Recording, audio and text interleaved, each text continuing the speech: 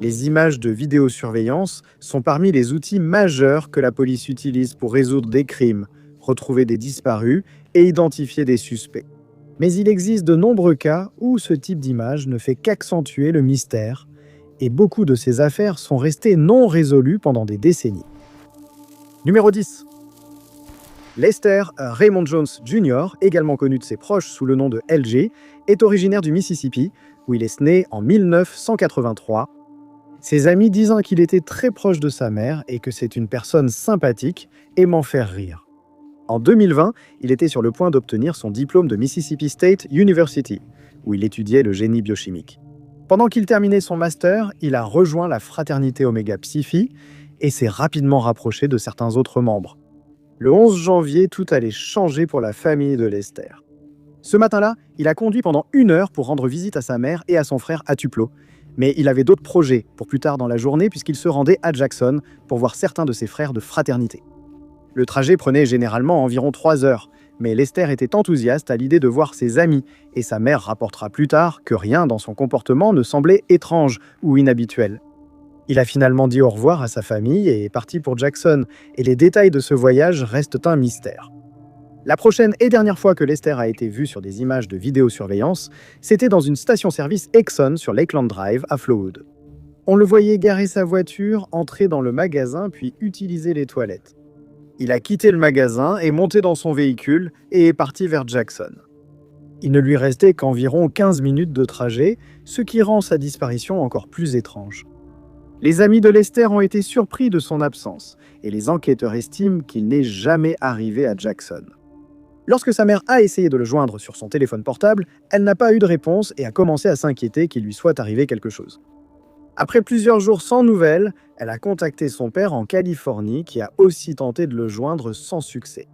Ses frères de fraternité n'ont pas pu le joindre, puis on a découvert qu'il avait laissé son téléphone dans les toilettes de la station-service. C'était une chose courante, car Lester perdait souvent son téléphone. Au début, cela n'a pas vraiment inquiété. Lorsque les images de vidéosurveillance de la station-service ont été vérifiées, elles n'ont rien montré d'inhabituel. Et pour l'instant, on a supposé que Lester n'avait tout simplement pas réussi à contacter quelqu'un qu'il connaissait. Comme il n'avait pas son téléphone, la police n'a pu retracer ses déplacements. Plus tard, on a déterminé qu'il avait parlé 8 minutes à un frère de fraternité, ce que les hommes ont nié ensuite.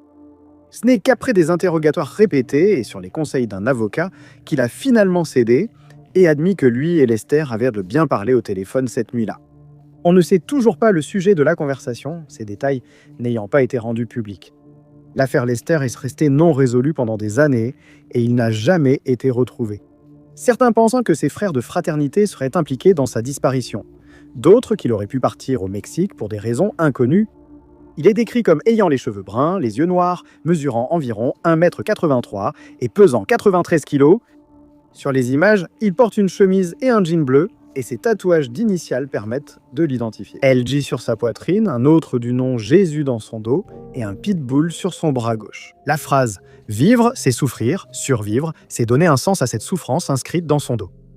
Toute personne ayant des informations supplémentaires sur son affaire doit contacter le département de police de Starkville au 662-323-4134 numéro 9. En 2024, la police de Burlington, en Ontario, pensait qu'une série de vols commis dans des bijouteries de la région pourrait être liée au même groupe de voleurs. Et ils ont diffusé des images de vidéosurveillance des incidents au cas où quelqu'un reconnaîtrait les suspects et fournirait des informations permettant de les retrouver. En décembre de cette année-là, des enquêteurs ont été appelés à la bijouterie du centre commercial Fairview, après qu'un groupe de voleurs masqués a brisé la vitrine avec des marteaux pour voler les bijoux. Les images récupérées après coup montraient les voleurs s'enfuyant du magasin après le vol, apparemment poursuivis de près par le personnel de sécurité. Les hommes ont ensuite sauté dans un véhicule pour prendre la fuite, mais ils ont eu un accident alors qu'ils tentèrent de s'échapper. Les hommes ont quitté la voiture et se sont enfuis à pied. Heureusement, les innocents dans l'autre véhicule n'ont pas été blessés. Ceci n'était qu'un des 43 cambriolages de type casse-et-fuite qui ont eu lieu en 2024, ce qui a beaucoup inquiété les autorités. Le 5 décembre de cette année-là, la voiture a servi à défoncer la devanture d'une bijouterie. Les suspects sont alors entrés armés, ont brisé les vitrines, puis se sont enfuis. Dans ce cas-là, 4 personnes ont été arrêtées, mais de nombreux autres cambriolages restent non résolus. La veille, lors du cambriolage du centre commercial Fairview, 6 personnes ont été arrêtées, tandis que 6 autres sont toujours en fuite. Les images du magasin montrent les hommes, tous le visage dissimulé, utilisant des marteaux pour forcer les vitrines, tandis que le personnel du magasin est allongé au sol, craignant pour sa vie. La plupart des hommes sont vêtus de vêtements noirs, bien qu'au moins l'un d'entre eux porte un sweat à capuche de couleur claire. Incroyablement, aucun employé du magasin n'a été blessé, malgré une expérience très traumatisante. Le 2 décembre, une bijouterie du centre commercial Hillcrest Mall a été cambriolée. Les voleurs ont encore utilisé des marteaux pour voler plusieurs pièces de valeur. La police a signalé l'implication de 5 hommes dans l'incident, mais aucun suspect n'a été identifié.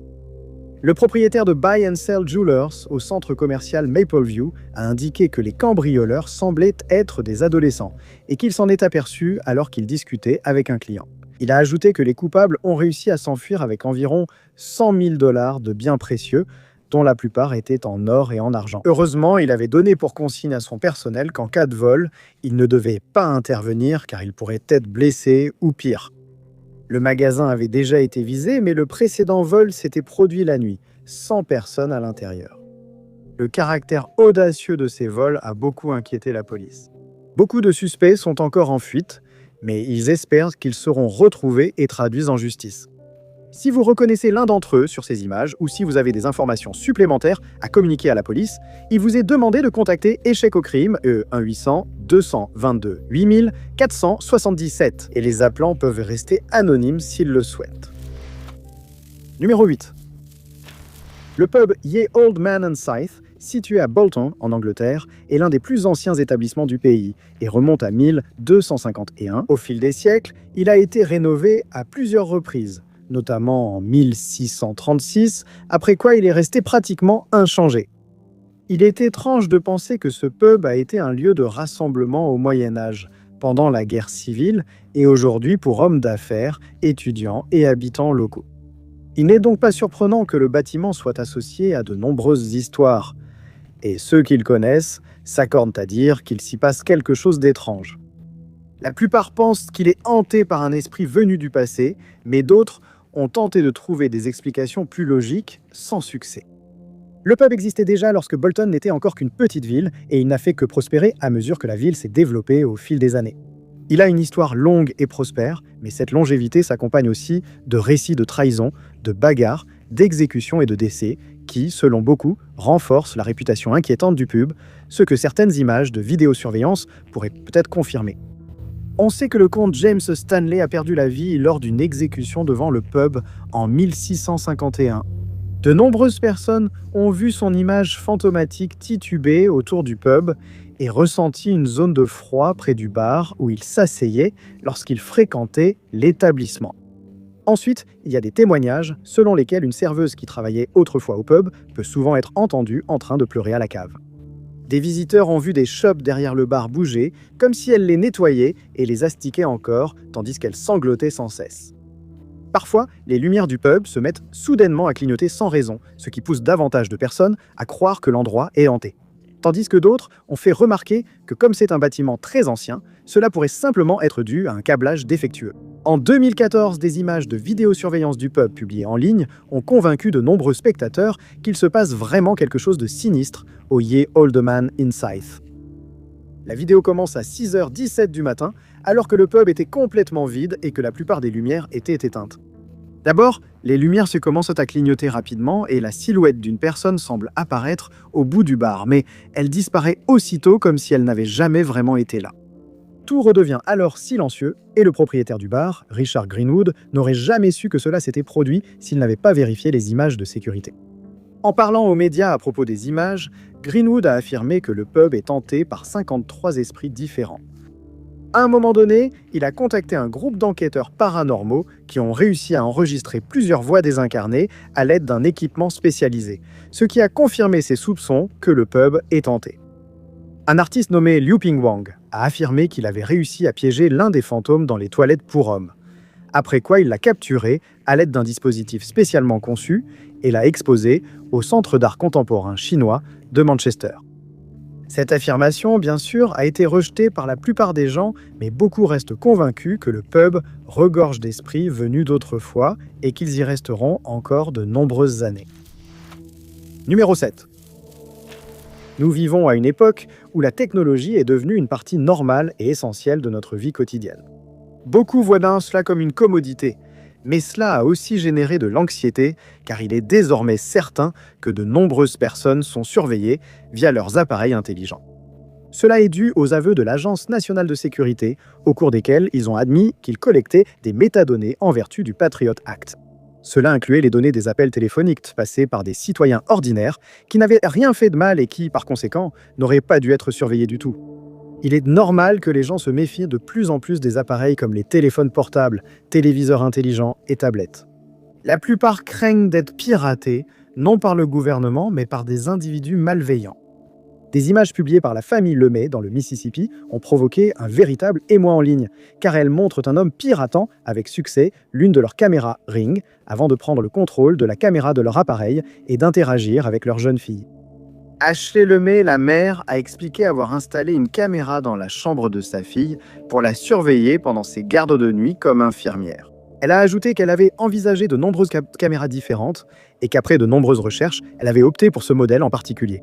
Une nuit, là comme le montrent les images, sa fille est entrée dans la chambre après avoir entendu de curieux bruits, puis la voix d'un homme venant de la caméra demandant « Qui est-ce ?» À cela, l'homme répond d'une voix glaçante « Je suis ton meilleur ami. Je suis le Père Noël. » Il lui dit alors qu'elle est libre de faire tout ce qu'elle veut, comme casser sa télévision, mettre le désordre dans sa chambre ou répéter un gros mot qui l'a traité. Elle quitte alors la pièce, visiblement terrifiée et mal à l'aise, et on l'entend appeler Ashley. Je suis ton meilleur ami. Tu peux tout faire maintenant. Mettre ta chambre en désordre, casser ta télé, tout ce que tu veux. Tu dis le mot magique. Qui est Noël? Je suis ton meilleur ami. Je suis le Père Noël. Ceci n'est qu'un des nombreux incidents de ce genre qui se sont produits au fil des années. Un père a entendu un homme parler via une caméra sur le comptoir de sa cuisine. Après avoir contacté le fabricant, il a appris que l'appareil avait été piraté. L'entreprise blâme les mots de passe faibles pour ces piratages, mais n'explique pas pourquoi l'authentification à 2 facteurs n'est pas obligatoire à l'installation des caméras. Ils ont encouragé leurs clients à utiliser cette fonctionnalité, mais beaucoup pensent qu'elle devrait être obligatoire. La police, informée de l'incident chez Lemay, a tout fait pour retrouver le coupable, sans succès à ce jour. Retrouver les pirates informatiques est presque impossible. C'est pourquoi les autorités conseillent aux utilisateurs de sécuriser correctement leurs appareils pour décourager toute tentative d'intrusion. Numéro 6. D'habitude, quand on entend parler de millions de dollars volés, c'est le résultat d'un casse sophistiqué et bien planifié perpétré dans un musée ou une banque. Mais une affaire qui a eu lieu à Londres, en Angleterre, en 2024 est tout le contraire. Les images de vidéosurveillance rendues publiques par la police de Londres montrent un vol qui a eu lieu dans un manoir de cette ville, non pas par un groupe de criminels endurcis armés jusqu'aux dents, mais par un seul homme qui n'a jamais été identifié. La maison appartient à Shafira Wang, une mondaine bien connue à Hong Kong, en Chine. Lors du vol, elle était absente et apprit plus tard que des objets valant plusieurs millions de dollars avaient été volés chez elle le 7 décembre de cette année. Un porte-parole qui s'exprimait au nom de la famille a déclaré que le cambrioleur avait d'abord tenté de pénétrer dans le manoir vers 17h cet après-midi-là. À cette occasion, il a tenté de grimper par une fenêtre du 2e étage en utilisant un tournevis pour l'ouvrir. Mais il a échoué et a dû élaborer une autre stratégie. Il est ensuite monté sur le toit de la maison et a remarqué que 2 des femmes de ménage qui travaillaient au manoir partaient après avoir terminé leur service. Une fois hors de vue, il grimpa sur une gouttière en béton et entra dans le bâtiment par une fenêtre de salle de bain du 2e étage restée ouverte. La gouvernante qui habite dans cette pièce était en pleine réunion dans le sous-sol de la maison, donc elle n'avait aucune idée que quelqu'un s'était introduit. Le porte-parole a ajouté que le cambrioleur avait dû se déplacer très silencieusement, comme un chat, puisqu'il n'a renversé aucun produit de beauté, n'a laissé aucune trace et semblait complètement silencieux en se déplaçant dans la propriété. Il a ignoré les 300 $ sur un bureau voisin et a cherché des objets de plus grande valeur. Lors de la réunion, un bruit sourd à l'étage a été entendu, mais les participants ont pensé qu'il venait du vent fort dehors. Les caméras de vidéosurveillance à l'intérieur de la maison ont filmé le cambrioleur se déplaçant silencieusement dans la maison et rassemblant des objets extrêmement précieux comme des bijoux et des sacs à main de créateurs. À un moment donné, il a failli être découvert par une femme de ménage, mais il a réussi à l'éviter de justesse, à quelques secondes près. Réalisant qu'il était dans une zone animée, il a cherché une sortie discrète et l'a trouvée en entrant dans une chambre d'amis. Il a tout fait pour ouvrir une fenêtre dans cette pièce, mais il a été bloqué par des verrous de sécurité qui avaient été installés et qu'il fallait dévisser pour pouvoir ouvrir complètement la fenêtre. Grâce aux images remises à la police, on estime que le coupable avait la fin de la vingtaine ou la trentaine, mesurait environ 1,73 m. Il portait une casquette de style baseball, un jean, une chemise blanche et une veste de couleur sombre. Il a ensuite été forcé de s'enfuir par la même fenêtre par laquelle il était initialement entré. Mais il a réussi à prendre la fuite avec les objets volés et environ 20 000 $ en espèces.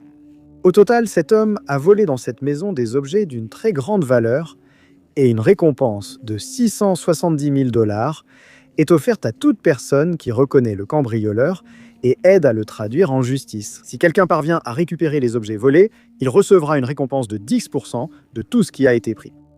Merci de contacter la police au 101 si vous détenez ces informations. Numéro 5.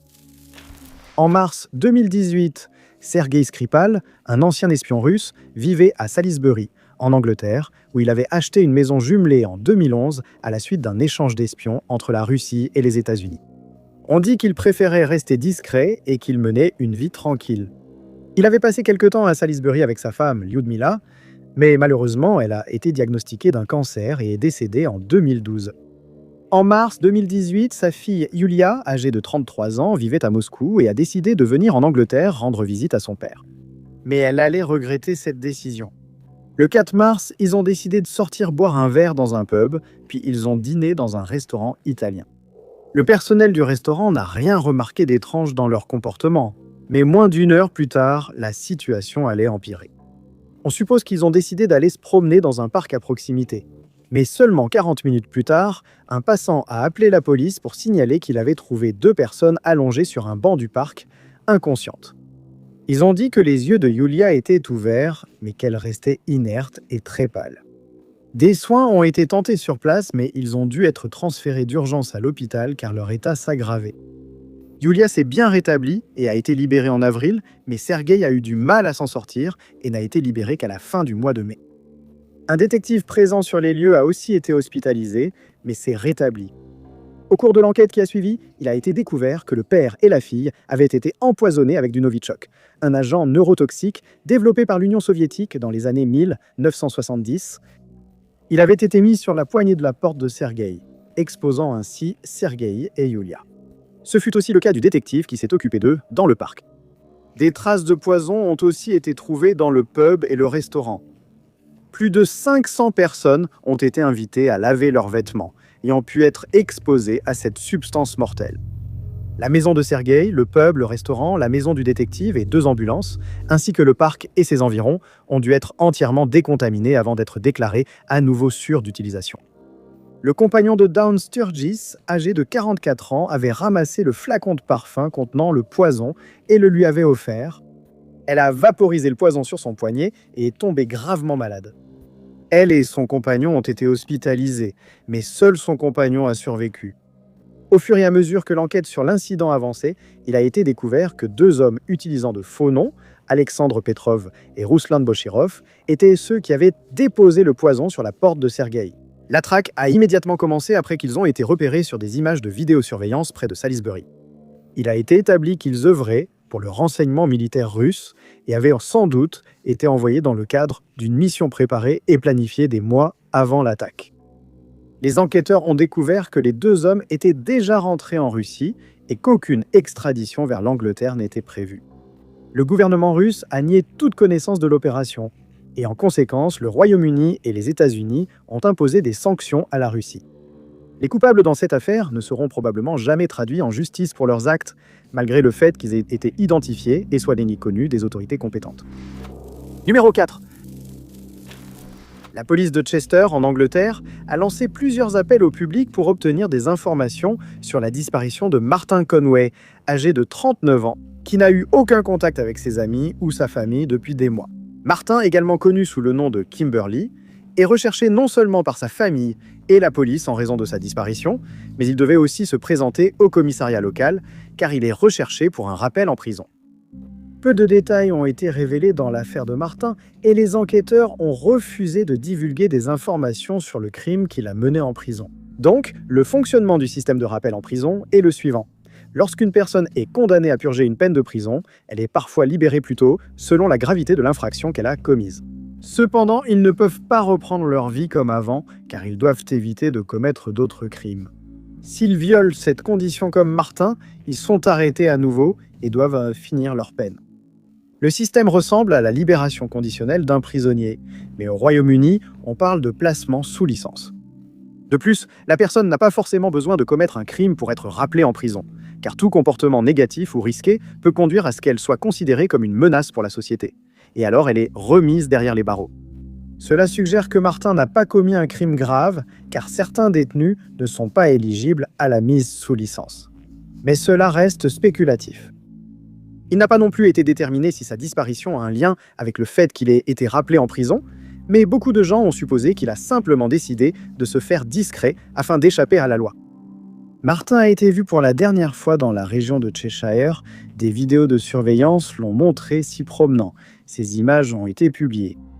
Les images l'ont été enregistrées les 1er et 2 février 2026 et rien dans ces images ne suggère qu'il était en détresse. S'adressant aux médias, un porte-parole de la police a déclaré que Martin a des liens avec Ellesmere-Port, Chester et Wirral. Les habitants de ces zones doivent prévenir la police immédiatement s'ils le voient pour qu'il soit localisé et arrêté à nouveau. Dans les mois qui ont suivi l'annonce de la disparition de Martin, les enquêteurs ont reçu plusieurs pistes du public et elles ont toutes été suivies, mais il n'a pas pu être localisé. Les habitants du centre-ville de Cheshire ont été invités à vérifier leur dépendance au cas où Martin aurait décidé d'y trouver refuge ou de s'y cacher pour échapper aux autorités. Faute d'autres pistes, ils ont diffusé sa description au public. Il a les cheveux châtain clair, les yeux bleus, mesure 1,70 m, silhouette mince, et portait un manteau noir à capuche fourrure, un survêtement gris et des baskets blanches lors de sa dernière apparition. Si vous avez aperçu Martin ou si vous savez où il pourrait se trouver, il vous est demandé de contacter la police du Cheshire en composant le 100e. Numéro 3. Il est remarquable de constater combien d'affaires de personnes disparues commencent lorsque la personne concernée quitte un hôpital sans être détectée, pour ne jamais revenir et ne plus jamais être vue par ses amis et sa famille. C'est exactement ce qui s'est passé dans le cas de Holly Collinson, âgée de 29 ans, qui n'est pas rentrée chez elle depuis mars 2026. Des images de vidéosurveillance de ses derniers déplacements ont été publiées, dans l'espoir que quelqu'un la reconnaisse pour qu'elle retrouve ses proches. La cause de l'hospitalisation de Holly n'a pas été révélée, mais on pense qu'elle s'est blessée à la jambe car elle est sortie en béquille. Les images de vidéosurveillance la montrent peu de temps après qu'elle ait quitté l'hôpital Royal Cornwall à Truro à 10h10 du matin. À ce moment-là, elle portait une blouse d'hôpital blanche, un pull vert et des chaussures. Elle portait des sacs en plastique blanc et jaune comme chaussettes et transportait quelques affaires. Elles étaient dans un sac plastique transparent donné à l'hôpital, et elle portait aussi une guitare noire Takamine électro-acoustique à la main, n'ayant pas son étui à ce moment-là. On pense qu'elle a changé de vêtements peu après avoir quitté l'hôpital, donc ces images ne sont sans doute plus valables. La police a déclaré qu'elle pense que Holly est montée dans un bus peu de temps après que les images de vidéosurveillance ont été filmées, et qu'elle aurait attiré l'attention grâce à sa tenue. Le fait qu'elle essayait de se déplacer avec une béquille tout en portant une guitare aurait été très encombrant. Elle prend souvent les bus de Cornouailles et est probablement connue des autres passagers invités à signaler s'ils l'ont vue ce jour-là. D'autres images de vidéosurveillance montrent que Holly était sur Treggles Road à Truro la veille de son admission à l'hôpital. Sur ces images, elle porte un jean bleu, un chapeau noir, de grandes lunettes de soleil et tient la même guitare avec un sac à main clair. À noter, le boîtier de batterie de la guitare est perdu, laissant un trou de 10 cm à son emplacement. Sa famille a signalé qu'elle possède un Samsung et un iPhone, mais ils n'ont pas pu préciser la couleur de ces appareils. Après avoir quitté l'hôpital, elle a laissé certains de ses effets personnels dans un camping à Newquay, et ils ont également disparu depuis. La police s'intéresse beaucoup à ce qu'il est advenu de ces objets, car leur découverte pourrait permettre de retrouver Holly. Lorsque les recherches dans la zone où elle a été vue pour la dernière fois se sont révélées infructueuses, les enquêteurs ont fait appel au public et ont demandé que tout signalement la concernant soit communiqué. Plusieurs personnes les ont contactées avec ce type d'informations, mais ces pistes n'ont mené à rien. Elle est décrite comme ayant de longs cheveux noirs, teints en rouge et prunes sur le dessus. Elle a aussi porté des dreadlocks de diverses couleurs auparavant. Elle a une silhouette mince, mesure 1,70 m et a les yeux bleus. Il a été signalé qu'elle portait un manteau, un pantalon et un t-shirt Adidas noir à manches courtes. Si vous avez des informations sur la localisation de Holly, veuillez contacter la police en composant le 999 et en mentionnant le rapport 733 du vendredi 1er mai. Numéro 2. Clinton Lockyer, âgé de 31 ans, est une autre personne portée disparue après avoir quitté un établissement médical, cette fois en Australie, et sa famille, qui a supplié le public de fournir des informations, est désespéré de découvrir ce qui lui est arrivé. La dernière fois qu'il a été vu, c'était le 31 octobre 2022, lors de ce que sa mère, Michelle, décrit comme un après-midi de week-end très chaud. Elle a indiqué que ce jour-là, Clinton avait passé du temps avec des amis en ville avant de rentrer à Robb, sa ville natale, où il vivait depuis des années. Au moment de sa disparition, lui et sa mère habitaient juste à côté l'un de l'autre, et selon tous ceux qu'il connaissait, ils étaient très proches. Ils ont donc été surpris qu'il ait laissé son téléphone chez lui ce jour-là, car il restait habituellement en contact avec eux.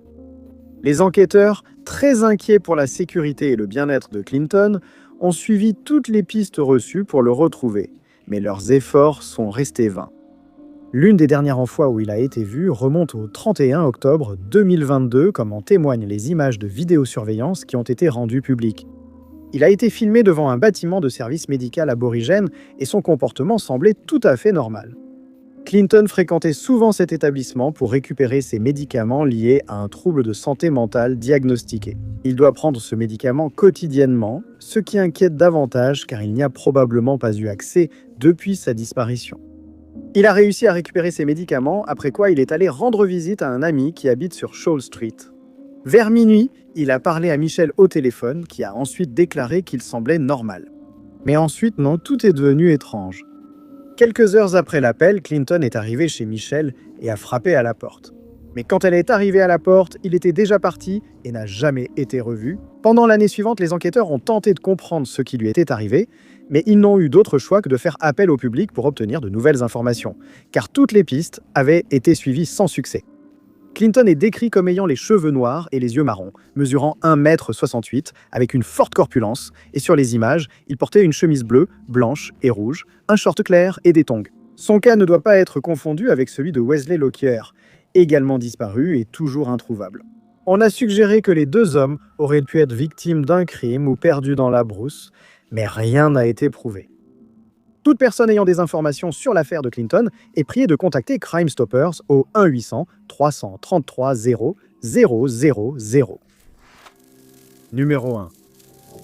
En 2024, la police du Cambridgeshire, en Angleterre, a publié des images de vidéosurveillance de 2 voleurs qui se sont enfuis avec des objets précieux du musée Ely, car ils n'ont pas pu identifier les coupables. L'incident a eu lieu dans la nuit du 7 mai lorsque les 2 voleurs sont arrivés au musée en trottinette électrique. Les images de vidéosurveillance de 1h23 ce matin-là montrent l'intérieur du musée. Et au début, tout semble normal et calme. Mais ensuite, l'une des fenêtres visibles par la caméra est ouverte de l'extérieur, et un homme dont le visage est caché à la caméra peut être vu en train de grimper à l'intérieur. Il se précipite ensuite dans le musée, suivi de près par son complice. Un autre angle a montré les 2 voleurs se dirigeant rapidement vers l'arrière du bâtiment, manifestement nerveux avant leur crime. On les voit revenir vers l'avant du bâtiment avec 2 objets, puis sortir par la même fenêtre et fuir sans encombre. Les objets volés comprennent un torque en or d'East Cambridgeshire, un collier en or massif vieux de 3000 ans qui a été découvert dans un champ labouré en septembre 2015. Il a été vendu au musée pour un prix de 221 000 livres, ce qui équivaut à environ 295 000 $. L'achat du torque a été rendu possible grâce à une subvention de 10 000 $ de l'association du musée, le legs de Beecroft, ainsi que des fonds supplémentaires du National Heritage Memorial Fund, de l'Arts Council England, du Victoria and Albert Museum Art Fund, du Headley Trust et des dons de résidents locaux. Le deuxième artefact est un bracelet en or de l'âge du bronze qui remonte à environ 3000 ans. Découvert par un utilisateur de détecteurs de métaux dans l'est du Cambridgeshire en 2011, la perte de ces deux objets a laissé la communauté incrédule. Après que le vol a été signalé à la police, le musée a recherché des empreintes digitales, mais aucune n'a été trouvée et aucun indice n'a permis d'identifier les coupables ni d'orienter les enquêteurs vers leur localisation. On pense que les scooters ont été conduits sur le parking du musée et sur les allées piétonnes derrière le musée avant et après le vol. Ils ont peut-être aussi circulé vers les bureaux du conseil voisin et le parking Grange. Alors qu'on espérait initialement retrouver les deux artefacts et les rendre au musée, cela semble aujourd'hui improbable après tant d'années, car ils ont sans doute été vendus à des collectionneurs privés ou fondus pour la revente. L'enquête est toujours en cours, et la police a demandé à toute personne disposant d'informations utiles de les contacter au numéro d'urgence 101 en mentionnant l'opération Lacunar. Vous pouvez également transmettre un renseignement en appelant Crime Stoppers au 0800 500 50 511. Merci beaucoup à tous d'avoir regardé.